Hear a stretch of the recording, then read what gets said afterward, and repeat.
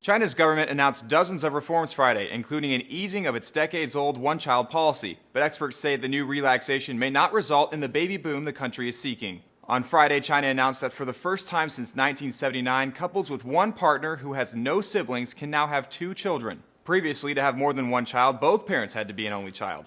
There were also exceptions for ethnic minorities and those living in rural areas. The change will affect between 15 to 20 million parents who will now be able to have a second child. The former policy is estimated to have prevented more than 400 million Chinese births over the course of 34 years.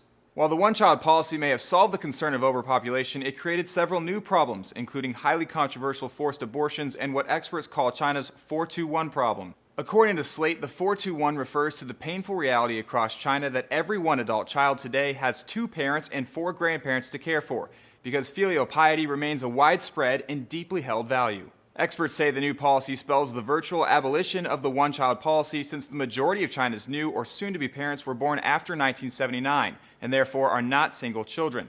But experts also say China should expect only a modest increase in birth rates. China's much richer than it was, and as any country develops, families tend to get smaller regardless of government policy.